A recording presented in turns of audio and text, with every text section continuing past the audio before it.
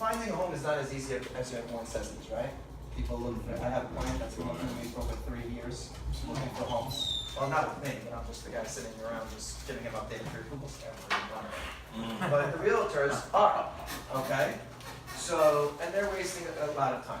So one thing that I always tell everyone is understanding what the client wants, but once you're finding them a home, if there's an issue and they keep saying no, no, no, it's kind of like bottom line, let's manage the client in a different way. Find out what they're getting scared about, you know? Because sometimes people have cold feet. You want to know why they're having cold feet. It's understandable. They're buying a house for a lot of money. They're putting down their life savings. It's scary, right?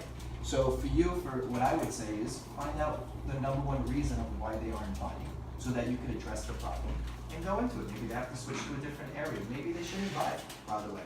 Sometimes it happens. You're sitting with a client, you're with them for 2 months, and then you just find out they're not good buyers because they always have an expense that they don't know about. Remember, you only know what they tell you about. Sometimes they have other expenses that they just don't want to tell you about, you know? So it's just important for you guys to understand who your client is and to really, sometimes it's business, you know? You gotta manage it, and you gotta manage your time. Because if I ask every single one of you how much you make as a salary, each one of us would say 0. Okay? So your time is worth something. Now, once you're finding them a home and everything like that, the first thing that you do is you're going into contract, and you're also ordering an inspection. Now, you guys use Yuri, right? And you are great guys. I know them well. I'm actually doing a deal with them together right now that I referred over to them.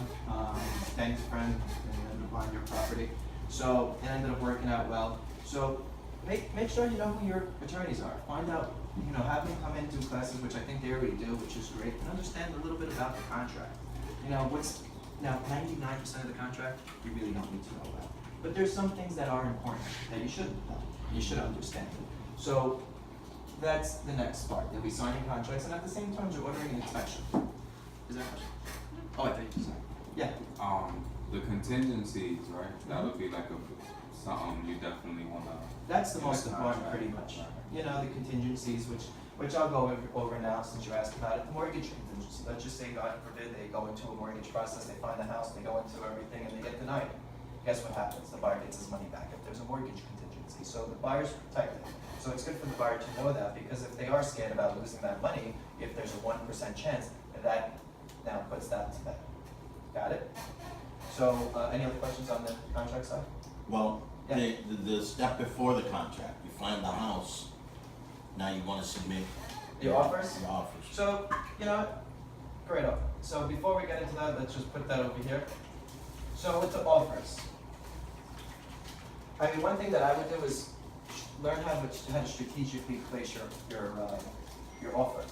I would always place an offer with a pre-approval and comps, and explain why you put it this way. Because at the end of the day, the listing agent's going to want the highest number, you want the lowest number, but at the end of the day, it's what's realistic, right? Because you could put this house on the market for $1 million, if it's worth $600,000 realistically, doesn't mean that I'm going to pay you $1 million for it. Should there be like a date you offer this offer expires? Your offer expires in with what? Maybe Oh, when you submit it? Yeah. You know, I wouldn't, you know, you're not gonna really do a take it or leave it type offer, because there's always gonna be a negotiation back and forth, there's always something. I mean, if you're putting a $700,000 offer on a $700,000 house, and you have another house that you're looking at, I would say, here's your offer, I need an extra 24 hours, you can do that. Technically, anyway, I think the wisdom, well, you have to, the listing agent has to present every offer within 24 hours anyway. Right. So, you know, at the end of the day, you can do the take it or leave it. I'm not that, I think it's a softer approach, just a better way, just to go over to them and just say, hey, we both want to make a deal, right? We're both into this, in the game to make some money, to make sure the client gets the best deal, to make sure everyone's happy, right? That's, you know, to be realistic. So in that situation, I would go and say, what's the number that makes sense for you to sell that, for my client to buy that's fine. If the price is $735 and he's placing it, you know, sometimes I have some realtors that I work with, they put a house on the market for $625,000, that's what the house is worth. They're not putting any, you know, wiggle room for negotiations. Price is this amount. If you want it, take it. If not, put in your best offer, we'll entertain it. Right. Generally what they do is, most people know that's the round. They say, oh, 625, 620, you know, 620. Then the next person, 625. And they generally just create a quick little bit more and get it to 640. you know, whatever the number is. But they don't say, oh, 650, and then have someone put it on the market for, you know, offer 600.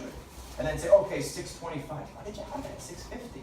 You know, you can do that if you want, depending on the market, I guess, and depending on the seller, I guess. You know, but you gotta look at these things because you could put a house on the market for any, just like a buyer. You could have 1,000 buyers, if none of them buy, it doesn't matter. You could have 1,000 houses on the market, if none of them are realistic and they're not gonna manage them the right way with the prices, doesn't really matter.